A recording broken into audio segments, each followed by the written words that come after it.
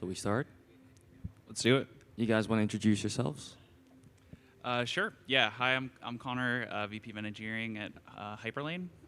We're a cross-chain interoperability protocol. I think like everyone on this stage. Yeah, excited to be here. Yeah, excited to be here. My name is Nikhil. I lead product at the Wormhole Foundation. Wormhole's another interoperability protocol. Connect over 40 chains, so processed over 1 billion messages, over 50 billion in volume. So excited to be here. Hi, good morning, everyone. My name is Shawn. I'm the APAC lead for Interop Labs. So Interop Labs is the initial developer of XLR Network. So XLR Network connects more than 70 chains right now across Cosmos. EVMs are going to expand into a lot of AltVMs, as mentioned in the title today, the likes of Sui, Solana, Stellar, Ripple, so on and so forth. Yep. Cool, thanks. I think the main question of the topic is the AltVM rollup ecosystem, and I think the main sort of value proposition of that AltVM ecosystem has been the idea of like customizability, right? Like developers can build with languages that they understand, build rollups and customize them in ways that fit applications that they see. So just curious, all three of you guys, what your take is on like what is the main driver of this AltVM ecosystem? Like what is the key value proposition? Why are we suddenly building this way rather than just the EVM as we've done before? Yeah, great question. I think that in my mind, AltVMs really just enable people to experiment with things. I kind of compare them a lot to programming languages. There's sort of different trade-offs you might make around like type safety or performance. I think similarly, different VMs offer sort of different trade-offs around consensus and the way you write smart contracts. I kind of think of Ethereum as JavaScript, sort of this like universal like happens to be everywhere because of some early movement similar to like JavaScript kind of becoming the browser language. And yeah, I think we're excited that people are building new rollups with different virtual machines. We just launched with Eclipse, which is an SVM rollup. So I think that's just cool to see that people are experimenting. And I think our approach is just making sure that we are truly an open framework that anyone can develop off of, and I think that's led to also some folks outside of our team building their own Hyperlane implementations, like Cadena, Starknet, Fuel have all been kind of just implemented the protocol themselves, which is super exciting for us, and yeah, want to support people building on AltVMs. Yeah, I agree with a lot of what Connor said. I mean, I think that AltVMs kind of one of the reasons why interoperability protocols are created, and you have different VMs, they have different trade-off, different security assumptions, different consensus mechanisms, different developer experiences, and those are all reasons to build on an AltVM. And interoperability protocols do the kind of hard job of implementing support for these AltVMs so that if you're a protocol and you want to launch on an AltVM, then it makes your life a little bit easier. For you're a user, you want to trade tokens on an AltVM, it makes your life a little bit easier. But maybe this is a bit of a hot take, but I actually do think that I think it's really important to have EVM and SVM compatibility. I think we've seen that EVM and SVM are the two leading VMs. Pretty much all the developers know EVM and SVM, and if you need to learn a new VM, it's a very high cost. Even if an interoperability protocol supports an AltVM, you as the developer still need to learn that language, learn the new paradigm, and then you need to implement your protocol on this new VM, which takes a ton of engineering time, and is just like a very large effort. And so I also do think that we've seen a lot of innovation on the EVM and SVM itself. Like we have chains like Monad, we have chains like Barachain, and we have newer EVM chains that are still EVM compatible, but like pushing forward the sort of core technology. And we're seeing that on the SVM as well. And so I do think that AltVMs are valuable, but I also think that it is really important to have EVM and SVM compatibility. And ultimately, that is kind of the direction I have been seeing the industry move towards. Yeah, I think just to add on certain points that Nikhil and Connor make, is that if you just observe the current landscape, there are actually not many AltVMs, if you want to count that, right? There are a lot of EVMs, L2 rollups, but for like SVM or even like, say, the movement, the Move ecosystem, right now it's just Movement Labs, where it's both a Move plus a EVM compatibility. But if you look at Sui and Aptos, essentially it's just different type of Move language within their own VM itself. And you have some of the more OG ones, the likes of Ripple Ledger, Stellar using Soroban, then you have Cardano stack, very different stacks all together, right? So if you look at the core of things with XLR, the founders were the initial funding team of Algorand. So when they built Algorand, one of the first proof of stake blockchain, they realized, moving forward, there will be a lot of different consensus models, different type of VMs, and they realized for onboarding the next wave of developers and engineers, as what Nikhil mentioned, there's just a lot of barriers if, let's say, you do not have the dev tooling, the infrastructure to actually enable seamless interoperability. And from our perspective, interoperability is just not asset bridging, but how can we actually help developers to develop tool sets to actually enable what we call as build once, deploy multiple VMs, where XLR kind of acts as a hub from a consensus methodology to send messages across to different VMs itself. So one of the deployment with regards to the recent update, it's the Mobius development stack. So essentially what we kind of envision in the long run, any developer from any ecosystem that we support, like Soroban, they can build based on Soroban, deploy Soroban contracts on Stellar, plug it into Axelar, they're able to deploy it onto the EVM or SVM accordingly. Want to respond? Yeah, I guess I think one thing Nikhil mentioned is just like the effort it takes to get a new alt VM to sort of like critical mass. I think we've all probably in various ways like helped teams launch. I think one of the things every new chain wants, I think, is an interoperability protocol. But just the amount of effort and sort of the things that even we want to launch. I think some basic infrastructure like multisigs or the tooling, the compiler, right? All of these things are important, take a lot of time to build, and are sort of necessary, I think, for getting like a thriving VM ecosystem. And so, I think I love to see the experimentation, but I also think you need a real value prop to sort of differentiate yourself. It's not sufficient to just have something different. It's like, how do you sort of compare yourself? And I think, the current landscape is like, what do you offer more than the EVM and the SVM, right? Like SVM has like better performance characteristics and, some isolated fee markets, some like features I think that are important to developers. But if you're gonna try to launch something new, I think you need like a real strong value prop to like get that critical mass of people willing to build. Maybe it's not the question I think for you guys to answer, but it is I think an important point you bring up. Like, how many of these alt VMs do you think realistically are like valuable, right? Like, if you compare it to programming languages, there's many of them, but it's like a sort of 80-20, right? Like, there's a bunch of languages that are broadly used. There's some niche languages. Like, how many alt VMs realistically can we support in a way? And also for you guys, like as an Interop protocol, like how many of these can you support? Yeah, I mean, I love love talking about programming languages, and I think that's like a good way to think about it. I think the bar even to launch a new VM is like way higher even than a programming language, I'd say. But you think about JavaScript, you think about like sort of this run everywhere system. I think the Java like JVM, right? There's some sort of like ease of use, but also performance tunability of like the JVM, right? I think Rust has especially been getting a lot of adoption, sort of like, in my mind, finally supplanting C as like a memory safe. But I think like certainly I'd be willing to bet real money on less than 10 like alt VMs mattering in sort of the long scale of blockchain, and I think you might even say 5. And if I knew exactly which ones those would be, I'd be an investor, not an engineer. But yeah.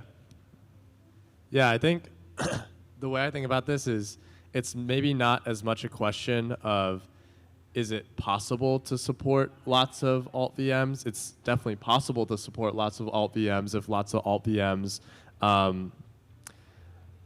sort of come out and start growing. I think the core question is maybe like as an interoperability protocol, we want to support the most important ecosystems, and that's kind of how we prioritize supporting new ecosystems. And Shawn, as Shawn mentioned, you also want to make it so that it's maybe more permissionless for people. There are more permissionless ways for people who are building AltVMs to maybe like plug into your interoperability protocol. So I think that's like, those are like the 2 points, and it's not a question of is it possible to support a lot of AltVMs or does the capability exist? The capability exists. It's more of what Connor mentioned is, which AltVMs are able to grow strong communities, which AltVMs are able to sort of have good developer experiences, bring applications and use cases on chain, and have like the tooling to be able to bring a lot of developers and make that experience easy.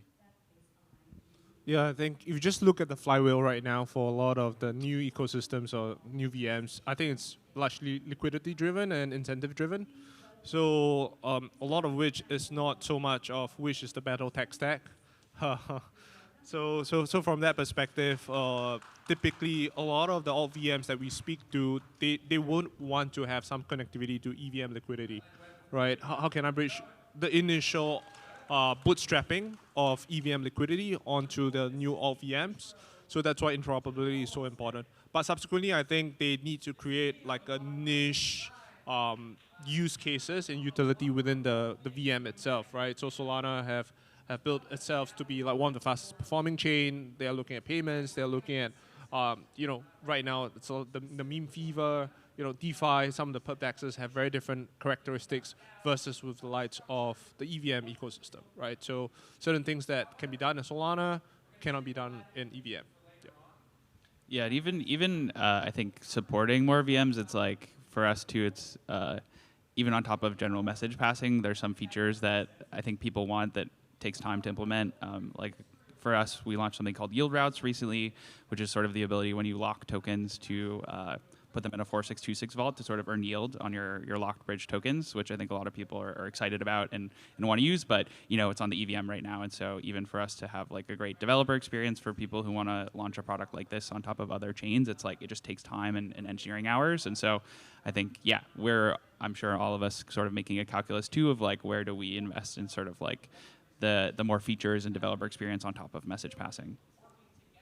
Maybe on that point, this like 4626 vault that you're building, like you're sort of moving yourself away in a way from just being an Interop protocol to like partly building some sort of product stack. Like, do you think this is a natural evolution of like where all you guys are going in terms of just sort of generalized, message passing protocol to essentially like fundamental part of maybe your own product offering in a way? Yeah, I mean, I think what's core for us on the protocol side is like message delivery and security around that, right? Modular security, I think that's something that like we think about on the protocol level, but then I just think about like ultimately developers want to do cool things on top of message passing, and so I think of it more of like a Lego building block than something that gets like baked into the core protocol, but still like having audited contracts that you can just deploy, I think is super, super powerful, especially for folks who are like launching their own chain or like spinning up a new token. It's like there's so many things to worry about launching new stuff that just being able to like plug and play, like, hey, I have this thing, I want like, there's a bunch of 4626 vaults, like boom, right there, get it to production, I think is what really matters for devs. Yeah, I guess I agree with Connor. I mean, from the Wormhole side, the way we look at it is we think of ourselves as a platform that enables protocols and developers to really easily move or build multi-chain products. And at the foundation of that platform is really solid general message passing. It's really secure, it's really robust, it's really reliable, and you can leverage that for just passing any data from one chain to another. But then on top of that, you have smart contract protocols that are built. So for example, there's Wormhole native token transfers that allows you to do burn and mint transfers. There's Wormhole intents, there's Wormhole queries, there's the Wormhole token bridge, there's governance that we're building. So there's all these like protocols that are built on top of that core message passing layer that developers can also just pick up and use out of the box solutions for their own use cases. And then on top of the smart contract protocols, you have sort of, Wormhole Connect, which is a UI that people can easily pull in, or a UI widget that you can easily pull into your own front end. There's the Wormhole SDK. There's like Wormhole Scan and relaying. And so there's basically a full stack of these services. and products that developers can pick up and use to really, really easily build multi-chain applications or integrate cross-chain swaps or cross-chain activity, cross-chain messaging generally into their own applications. And so I don't see it as a direction. I mean, it is a direction we're going in, but it is already a reality for, I think, all interoperability protocols. Yeah, I think for Axelar, we kind of share a very similar view to our friends here, Hyperlane and Wormhole. Essentially, the core of everything is the infrastructure. But sometimes for infrastructure projects like us, we are just overly focused on the infrastructure side. We don't understand the product, right? At the end of the day, we need to deliver usable products to our users, and the definition of users is developers. But if you look at developers today, it's a small crowd. Just look at Electric Capital's report. How many developers are there in Web3 itself, right? So I think from that perspective, sometimes some of the products seems to be going directly to what we call B2C, where it's the last leg. People can use that. So some of the deployments that we have, like, very similarly to Wormhole, they have their entity, we have ITS, where to kind of differentiate some of the token standards out there, we have a front end where essentially any developers can just one-click deploy on multiple chains. Right now, it's only supporting 17 EVMs with one click, but we're going to extend that with a hub to actually put that into like Soraban SPL standards, right? It's just one-click deployment. What are some of the use cases there, right? Because some of the real-world assets, they do not want to have and spend, like just now we mentioned, spend the engineering effort to go through to deploy on certain ecosystems. And we have seen that time and time again, right? Just look at Circle with USDC. Very early days, they utilized Axelar to kind of launch Axelar USDC as a test bed, in my opinion.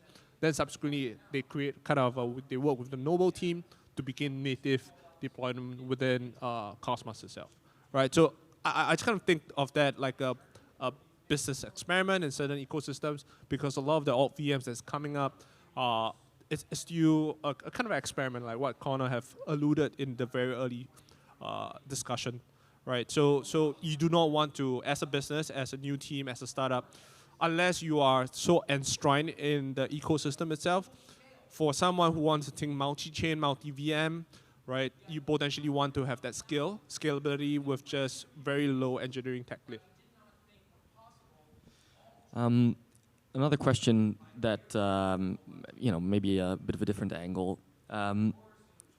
A bunch of discussions over the last year and a half, I guess, around the concept of chain abstraction.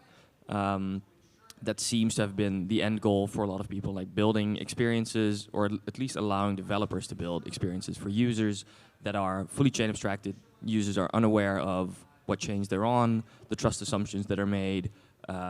Developers, have sort of one-click solutions, as you guys mentioned, right? Like simple interop solutions to actually make that happen.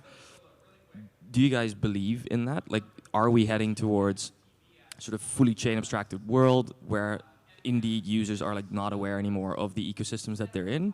Or do you think users and also developers will remain opinionated on these things, and so that chain abstracted world actually will never be reached?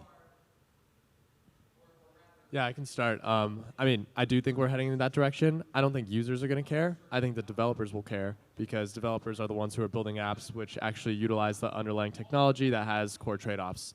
And so I do think we're heading in that world. And you see it in a lot of what the EF is pushing. You see it in a lot of what major wallet applications are pushing. You see it in what, for example, intense products are rolling out, and it just greatly improves the user experience.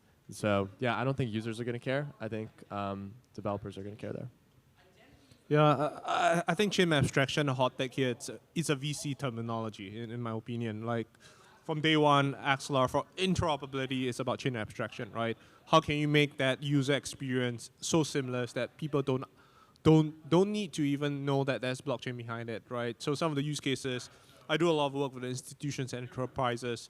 The use case that they are building is they want to build on blockchain rails, but they do not need to tell the users that they are built on top of blockchain rails. I think that's full so-called blockchain abstraction, not even chain abstraction between the VMs itself, right? So you can build different stacks, different utility on different VMs, different applications, but the users do not need to know. So coming back to the point, how we think of chain abstraction, it's so-called token standards, chain signatures, where Nia is doing, chain abstraction type of products. All that are what we call as the application layer, but all underlying everything else is what we call as general message passing layer. So you will still need the execution layer, the infrastructure to kind of pass those messages.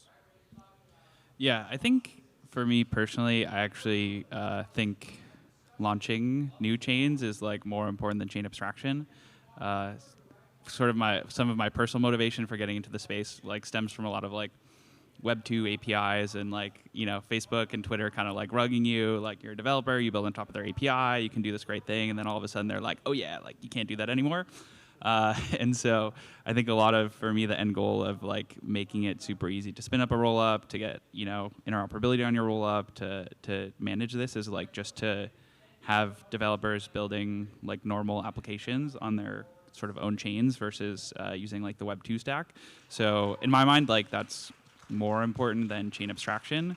I think one thing you mentioned was trust assumptions, and I think that's the part where I guess maybe like I disagree that true chain abstraction in the mind of some people is possible, because there's always some trust assumptions baked in somewhere, and maybe those are like revealed to the user in a different way. There's some sort of insurance, there's like different fees, but I think the idea that like a user has no idea that like a different thing has their assets is just like, I don't know, like I think that's not feasible or necessarily the right choice for people. Yeah, just to add on that point is, I think the hot take here is probably question to you, Connor, is like, how many percentage of the general population would actually look at the trust assumptions, right? I think the uninformed, typically I would say it's makes up the 90%, typically would not do that. Right now, a lot of the onboarding is through trusted institutions, so they make that tech decision for the users itself, right? So I think a lot of the decisions are on engineering, like builders like us, to kind of make that technical decisions very consciously. What are some of the trade-offs for different VMs that we choose, different interoperability protocols that we do, then subsequently deploy that in a kind of a reliable product.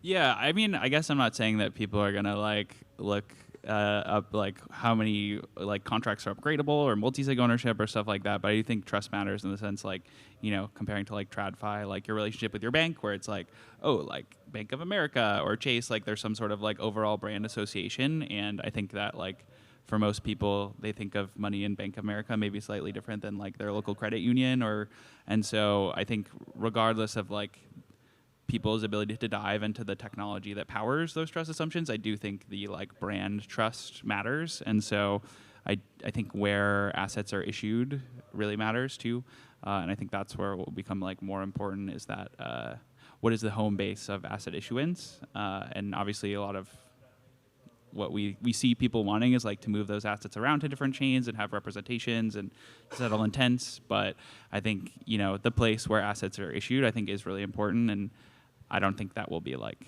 abstracted away from normal people. Yeah, I kind of agree in that. I think that people will trust brands.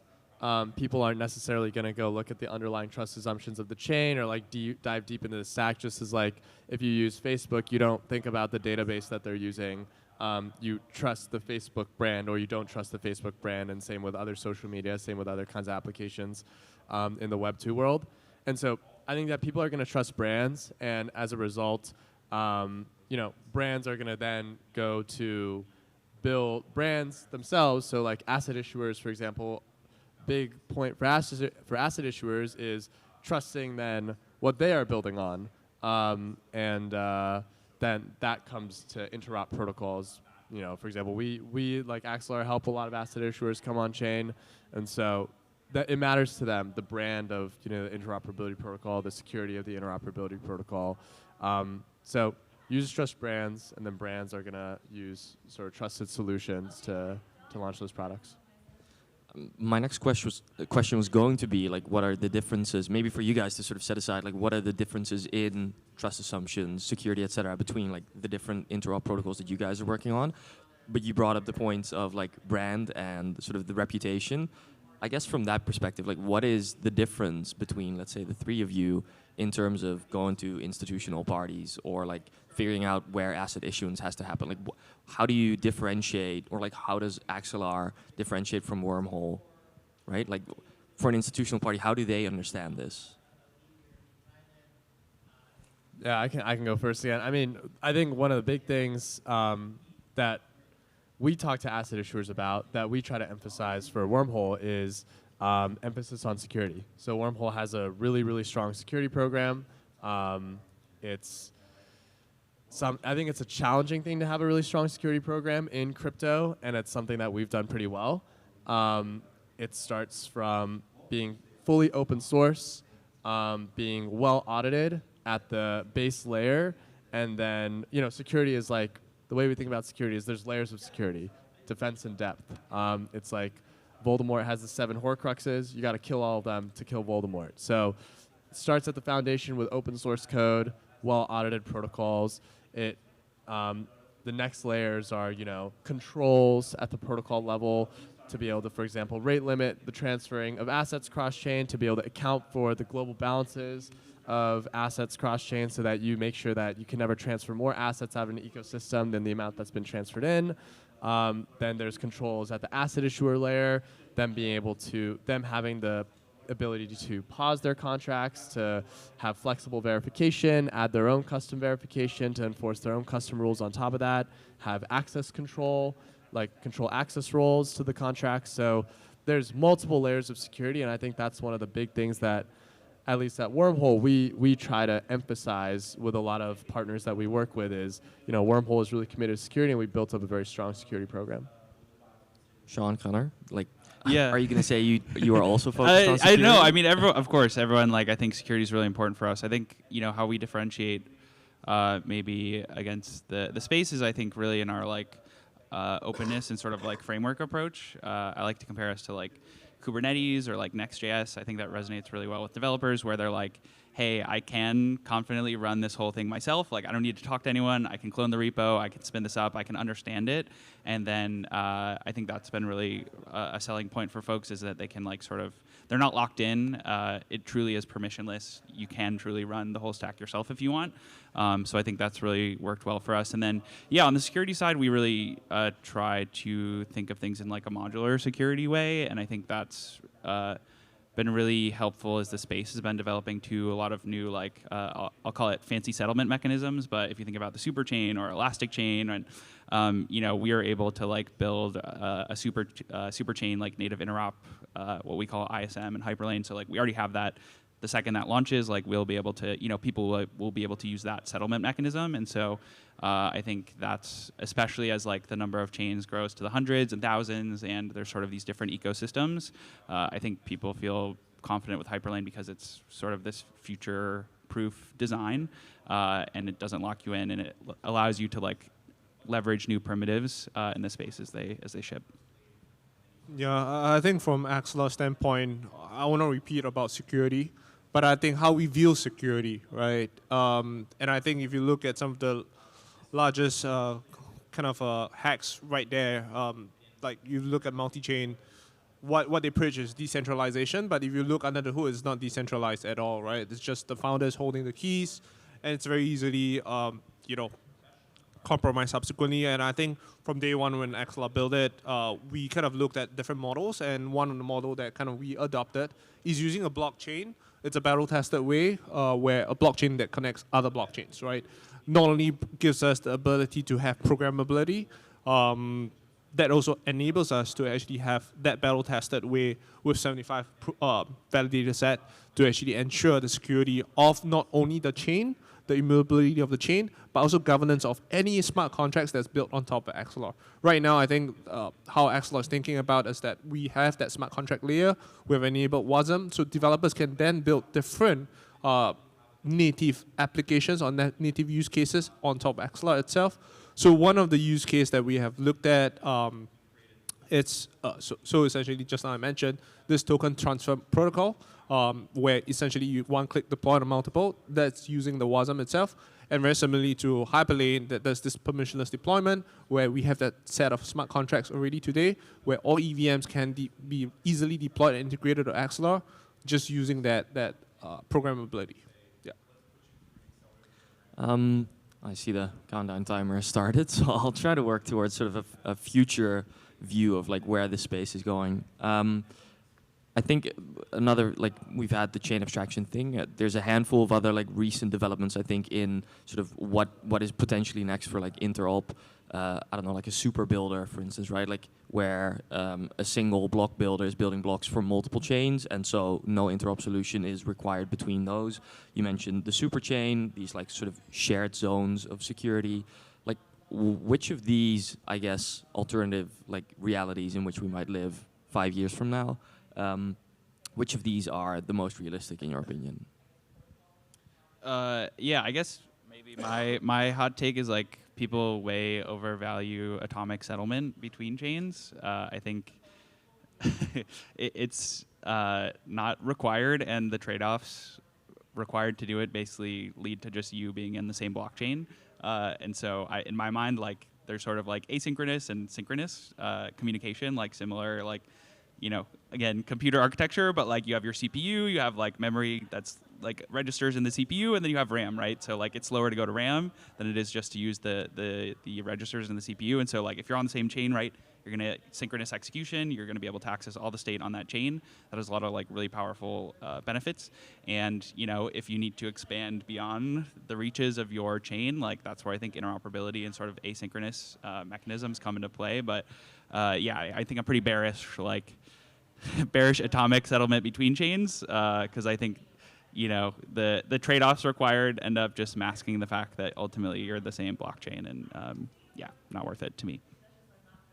Yeah, it's an interesting point by Connor. I think it's a pretty good point, actually. I think what my opinion is that one of the great things, one of the beautiful things about crypto is how there's like constant innovation. It's a totally open space, and there's so many different ways of, it's like a blessing and a curse that there's so many different ways of doing things. You can always launch something new, but then it's a curse because there are so many ways of doing things, and you know, you have AltVMs, and you have, you know, new programming languages, you have new paradigms, you have liquidity fragmentation. So it's a blessing and a curse, and I just think that as we've seen time and time again in crypto, like there will continue to be lots of different ways of doing things as we move forward. And one of the cool things about Interop is that people can always launch new things, and then using an Interop solution, they can bring liquidity and users to their chain seamlessly. And so I think Interop is going to continue to be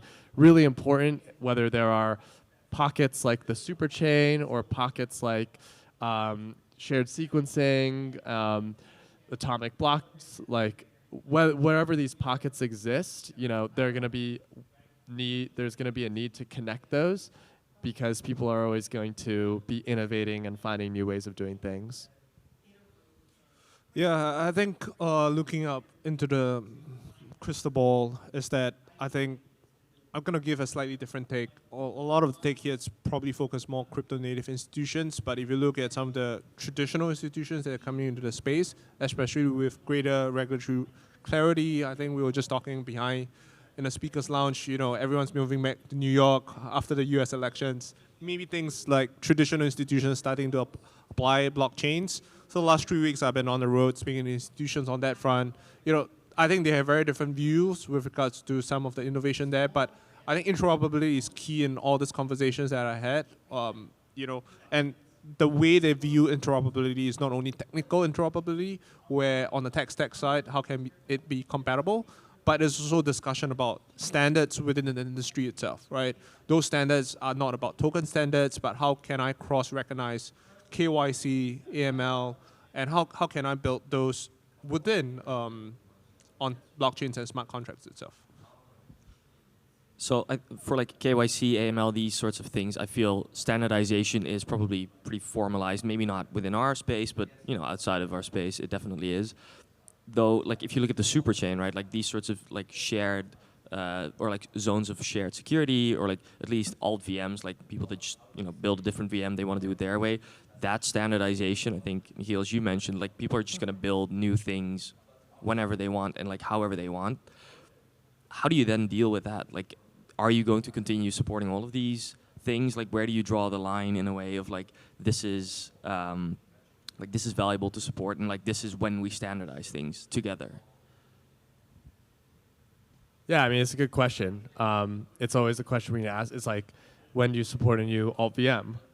When do you support? So I think it's a question of maybe adoption for the standard, maybe your bullishness on the standard. There's some like matrix of decision making that you have to go through when you decide whether or not to like invest into adding support for something new. So, I mean, again, from our position, we sit as interoperability protocols. Like we all sit sort of in the middle.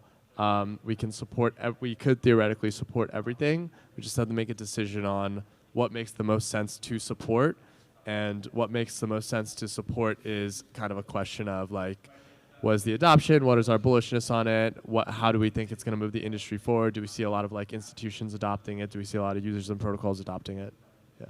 Yeah, I think just to add to the point that new innovations with regards to shared security, like they are looking at how can you actually have at the DA layer kind of doing shared DA and subsequently have interoperability on the DA layer.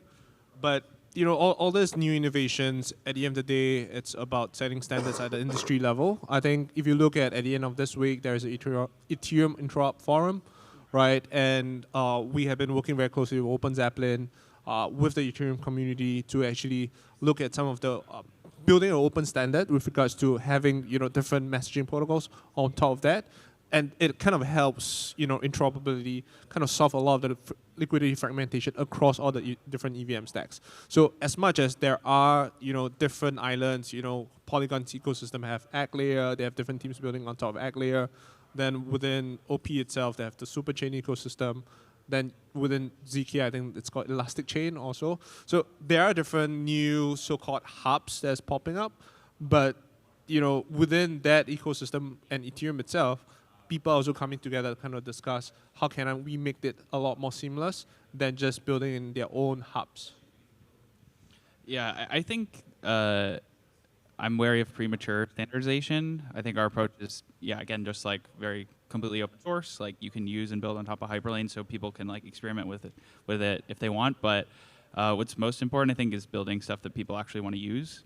And sometimes standardizing too early gets in the way of like actually building the things that like customers and users want. And so I think our main focus is just like, hey, what do people actually want from their interoperability protocol, but also like what do people outside of the crypto space want from the crypto stack, and like how can we deliver that to them? And I think what's most important is like finding that, shipping it to them, and then I think standardizing in a way that has benefits to everyone is certainly useful. But I think there's so many bike shedding conversations where you kind of get stuck on like, oh, it has to support this and this and this, and you're kind of speculating versus just being out like, hey, this is what people actually want. And so I think we just try to approach it that way, where like we are happy for everyone to collaborate, but what's most important to us is like delivering value. Yeah, I think I also think that developing good standards is hard. Kind of to what Connor said, like you don't want to be premature. Oftentimes you'll focus on releasing products, and then you'll see if there's a way that you can create a standard around that. And I think developing good standards is really hard. ERC20 is like a good standard. It's really, really simple interface. And I would even argue that like the different implementations of ERC20 are like different products that have different trade-offs. Like there's the Open Zeppelin implementation of ERC20. There's like gas optimized implementations of ERC20. These are like different products, but the standard works really well. And I think developing a standard for Interop is going to be hard, and that's why we haven't like seen anything really come out yet. But we might see it, but it has to be really simple. And not too prescriptive about like the actual implementation details. Shawn, I see you wanted to say something, but the timer has run out. All good. We are running out of time. I think just ending side with regards to standards, Yeah, I think with regards to the work there, it's probably just getting everyone onto the table. I think within crypto community itself, there's just too many fragmentation, right? Everyone's in their cabals and all their different communities. I think it's about unification, and it's a huge task. I don't think it's about premature standardization, but I would say how can people agree to disagree on certain things and be on the table to speak about helping each other out. And right now, adoption is still really, really early, to be honest. We're up that adoption curve, but that parabolic adoption is still not there yet. So very hopeful words to end on, I guess. Well, thanks both of you, or three of you, for being here, answering these questions, and I guess that's where we wrap it up. Thank you. Thank you, everyone. Thank you.